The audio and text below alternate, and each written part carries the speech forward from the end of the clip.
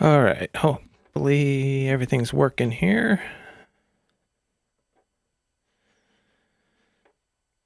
And I'm exhausted, guys. So hopefully I can keep it together for this. Welcome to everyone who showed up. Starlock, Terrell, Southampton. Good to see you all. I am going to attempt to do the giveaway draw, and then I'm going to try and test a few things that I've got going here for the new equipment I have set up in here and stuff like that. So you're welcome to stick around for that if you want, or disappear if you don't want to watch all that. But to save everybody who might be watching this just for the giveaway, I'm going to go ahead and get that started. So let's see here. If I cut to my main monitor,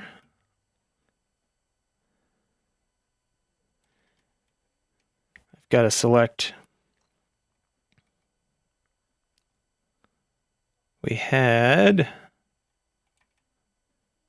since that's line 75, that means I have 74 entries that this one doesn't have a header. So 75 entries. Drop that in here. We'll do the shuffle, which I forgot to do last time. And playing with new setups here, so I got a lot of things to go over here.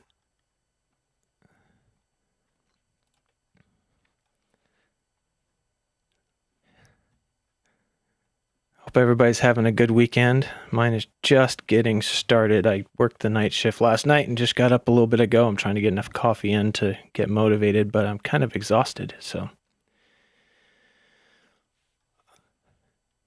let's see. Let's go ahead and get this done for the people who just want to tune in for the giveaway, and for the people who tune in later just to see the giveaway. So they've been, all the entries, 75 of them, have been entered and shuffled.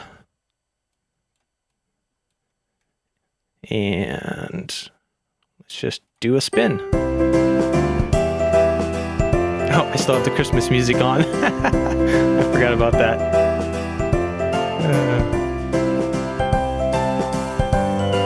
Who's it gonna be this time? I suppose it's still appropriate since it is technically the December giveaway I'm finally doing. Oh, is it gonna be?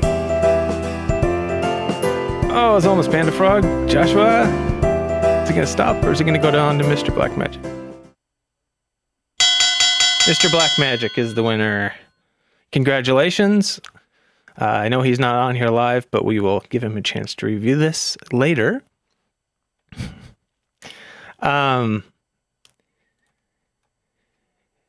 And at a request, I'm actually going to order a few more locks to be able to give out to people that have really kind of helped out around here.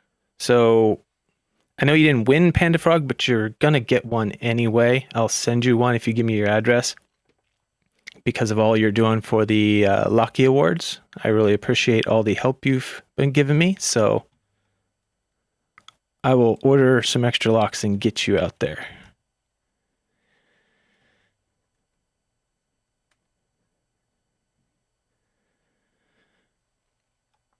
All right, let's go back to the camera. Try the other camera. There we go. Let's see, what do we got going on? I have, one other thing I wanted to, so the Locky Awards, let me get that chat off the screen. That is right in my way.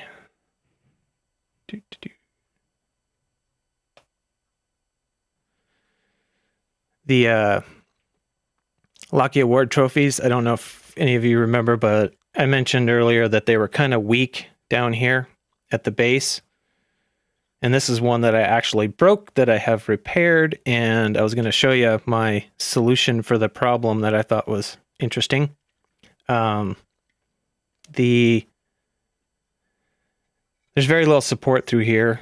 And since 3D printing kind of prints in layers, each layer boundary is kind of a weak spot when it's that thin.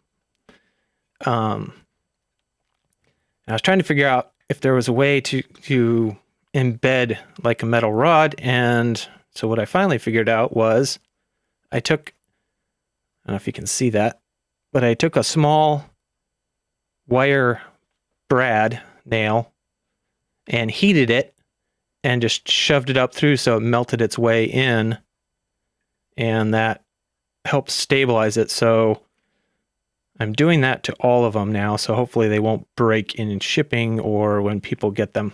So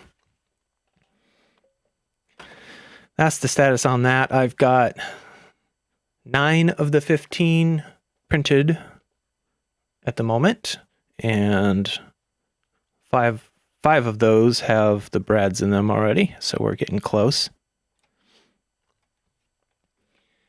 I still have to send out emails to some of the people who nominated who have not yet given me any videos to link to. I won't have to email everybody because some other people have there have been duplicate nominations and some of them have given out emails, so I'll just use those.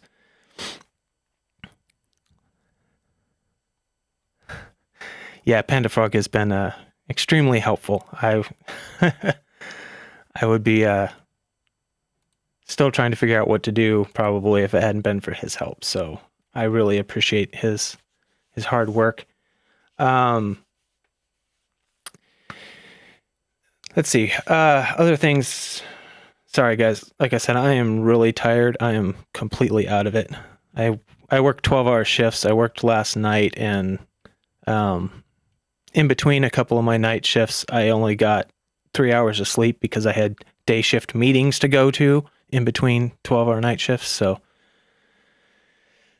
it really makes my brain a little foggy. How does the stream look? Is it coming through nice and clear? Is the audio in sync with my voice or with my lips? It's hard for me to tell. On the old setup I had, I was getting really frustrated because I would, when I recorded on OBS, it would be in sync. But for some reason on the stream, it was out of sync. I've done a few test streams with my new setup here and it looked like it was in sync. So if you guys could let me know in the chat if it's in sync or not, that would be great. And let's see.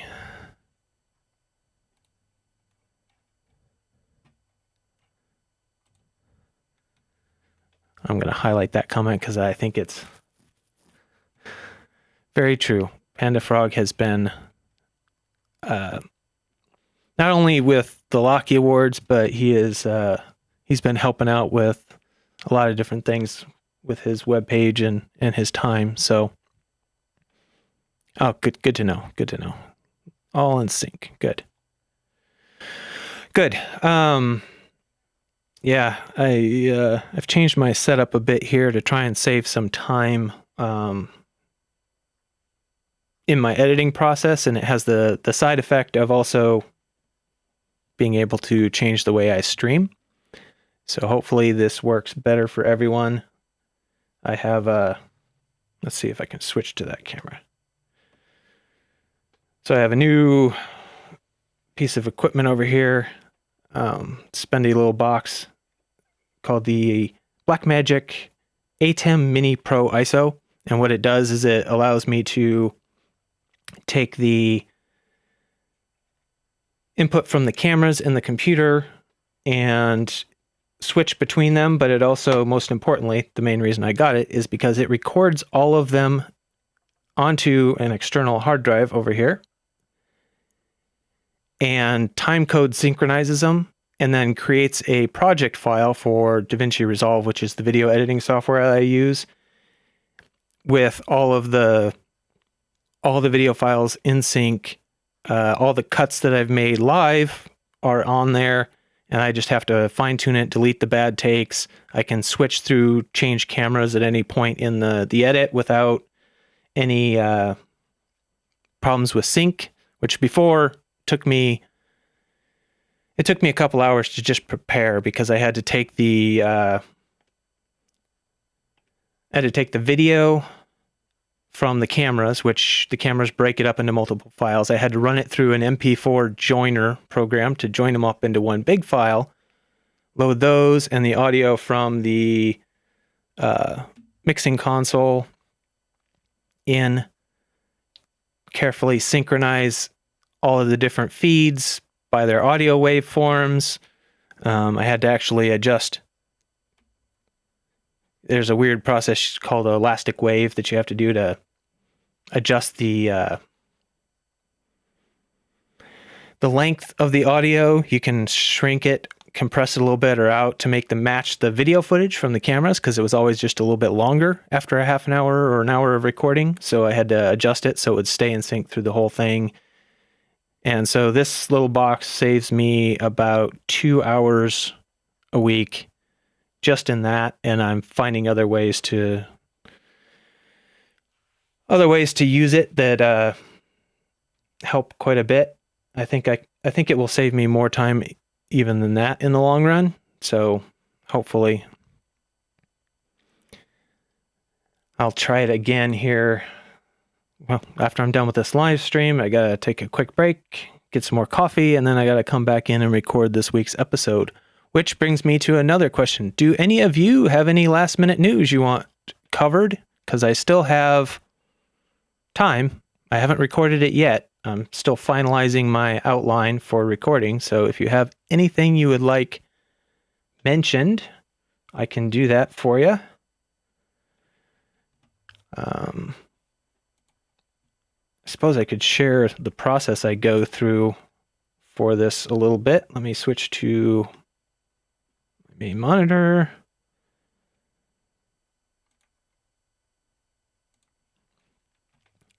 So let's see, we got yeah, I don't need that anymore.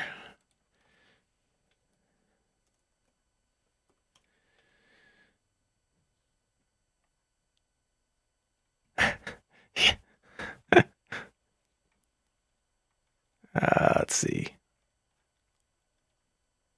Why is that not? I have too many screens open here. Hold on. Yeah, if only I could get it all done for me. But let's see. This is the outline. This is the database that I dump all my stories into. I'll sort this real quick.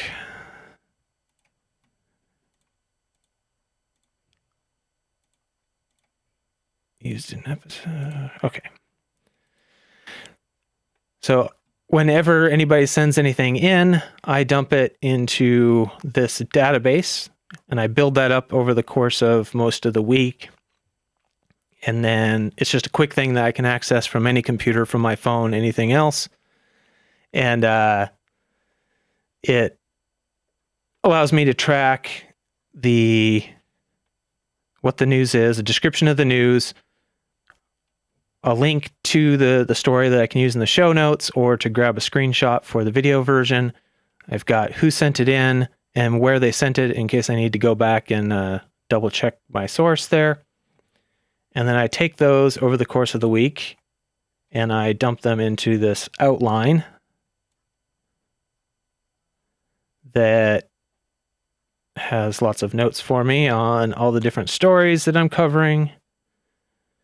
Sometimes I adjust it a little bit at the last minute, put things in, take things back out. If I take them back out, they go back in here and I just delete the used in episode and they go back to the top of the list when I sort it for next week.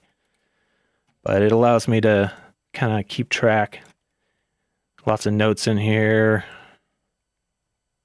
for things I have to do at the last minute. But all of this being in Google Docs and this online database allow me to take advantage of breaks at work or my lunch breaks, or when I'm sitting out watching TV with the family, I can still grab my emails, dump them in the database, and then later come back and fill out all of these And this is what I look at when I'm recording an episode. Is just, this is actually for this week's episode. So getting a sneak peek here of what's going to be covered. But the key to it all is this, because I can just I load this up on my phone or the computer or whatever, add a story submission, and I just dump in, whatever here. I copy and paste a link in there. I say somebody submitted it. If it's one that I found on my own search, I always just put me. And then however I found it. And then the back arrow, and then it's in there, just like that. And I don't forget it.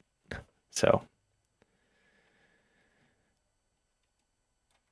all in all, the prep time and the recording and the editing probably takes me a total of about 8 to 10 hours a week. The editing was taking quite a bit longer, but like I said, thanks to this new box, hopefully that should get easier. Well, it made last week easier. Last week was the first one I did. And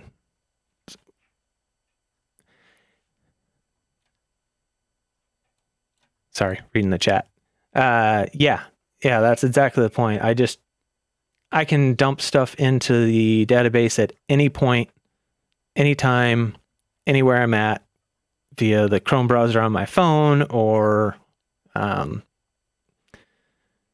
anything like that. I can just dump something in.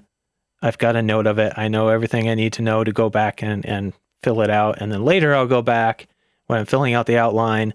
I'll copy and paste exactly what I have in here. Then I'll pull up the link and I will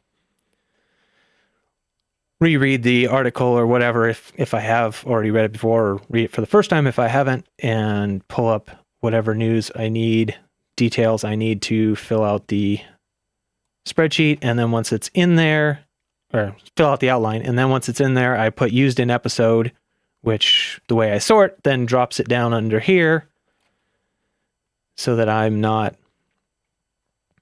I know what I've already entered in there. So because when I was first doing it, I missed a bunch of stories that had already been shared. I was having lots of organizational problems, and it was taking me twice as long as it is now. So that's a big help. And then once I have all of this, I will go in. Let's see.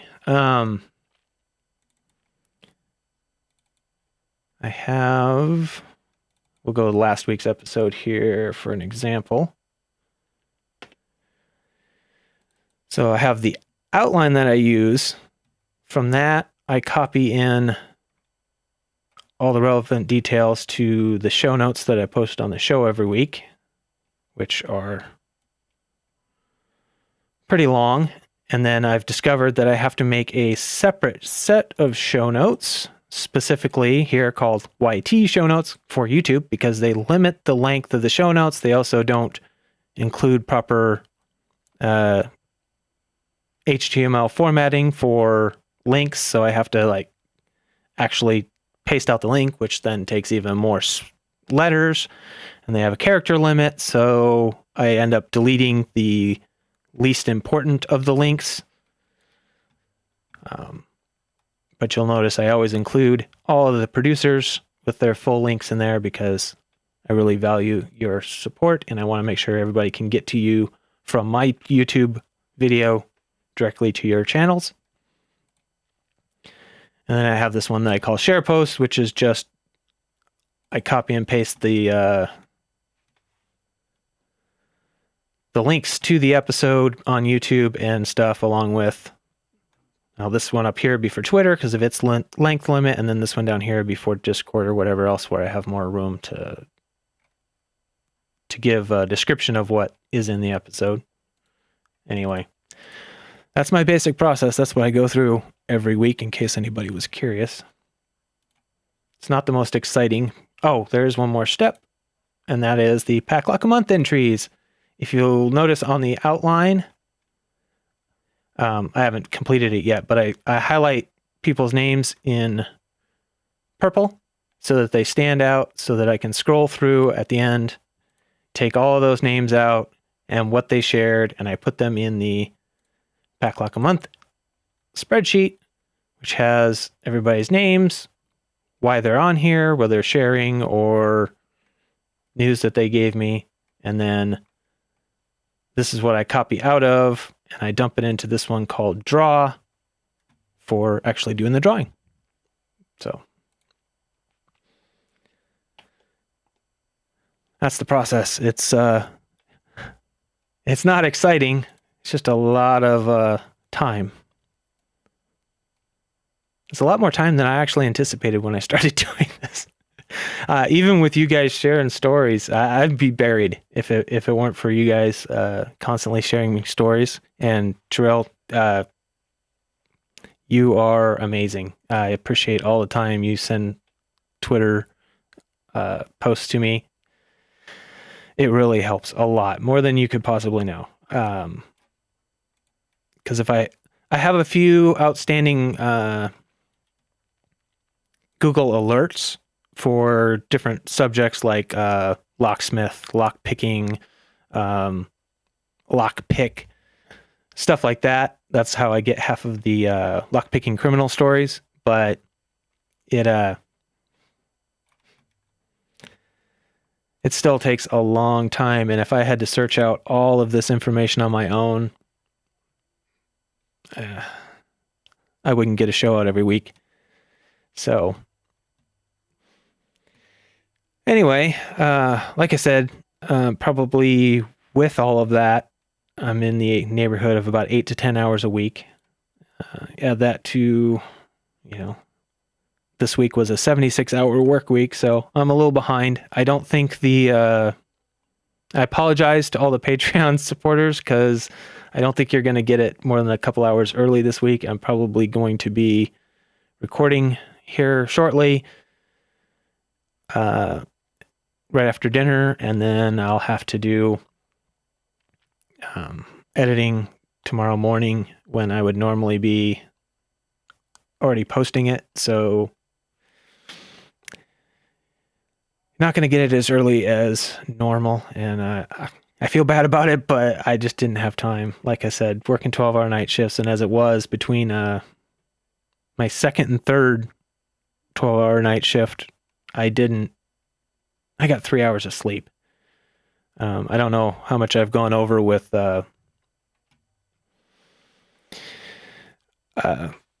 what I do, but I work in an industrial plant, and I'm what they call an environmental surveillance technician, and we're required to have one on duty 24 hours a day, 7 days a week. So my responsibilities are basically my primary responsibility is I run the plant's industrial wastewater treatment system, and then I also respond to any spills, any unplanned air emissions, any reports of emissions from our stacks that aren't in compliance.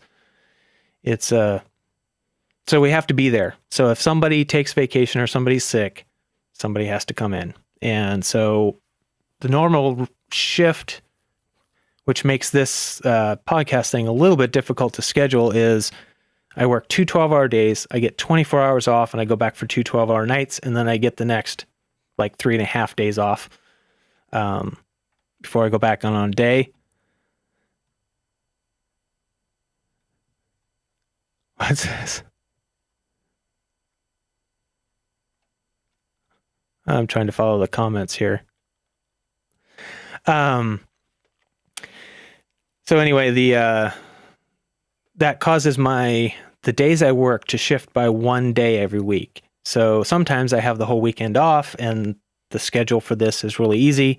And then other times I'm working either a 12-hour night or a 12-hour day when I need to be recording and editing and all of that too. So it gets a little interesting to try and schedule. It also makes scheduling guests kind of interesting. But like this week, I had to cover 2 extra night shifts. So it was the usual 2 days, 2 nights, followed by 2 extra nights, which I just finished up last night. And then because of my position, I'm also required to be part of the hazmat spill team for the plant. and we have to do training once a month. That falls on the second Thursday, and it's 2 hours starting at 1400 hours Pacific, so 2 p.m. So 2 to 4, I have to be in that. My shift starts at 6 p.m. I got off at 6 p.m. And because I'm still holding, it's not required for my position anymore, but I'm still holding my EMT certification so that I can assist the other on-duty EMTs. Our plant keeps EMTs and or EMRs on duty all the time. So again, that's a 24-hour required recovery for our insurance purposes. So I maintain my EMT certification even though I'm not actually in the position that requires that anymore, so that I can help fill in, cover shifts, assist whoever's on duty when I'm on if there's a major injury or illness. Anyway, well, that training also takes place on the second Thursday of the month from 8 a.m. to 10 p.m. So I get off at 6 a.m., come home, take care of the dogs, take out the garbage. Then I used to have to go back, but right now we're doing our meetings virtually, so I actually use this setup to go in via the online meeting software to do the meeting at 8, which is scheduled to last till 10, usually doesn't completely, and then try to sleep a couple hours and then be back in or on the meeting now at 2 p.m. So, and then back to work at 6 p.m. So it's just an explanation of why I'm tired. Anyway. Yeah. So, I just want to give a quick shout out to those that help, Panda Frog, huge help with, the Locky Awards and everything he's doing on that side of things. Terrell constantly sending in, Twitter stuff. He's my Twitter guy. Lots of stuff coming in there. Starrylock does a good job of sending me in news and his giveaway information. So I really appreciate that. Bone in the Box keeps an eye on some of the stuff on Discord. He was the one who clued me in on the Lockpickers United raffle, which I have been happy to cover for many episodes here. Got some more, they've announced some more stuff on that, which will be on the episode this week. We've had quite a bit of support recently from Joshua Gonzalez, HV Logic, just good constant sources of information. And you guys make my life a lot easier. So if there's anything I can do to help you guys out, let me know. And for now, that's really all I've got for you. I probably need to get signed off and go start prepping to make dinner. So thanks. That's really all I got for this week. Bye.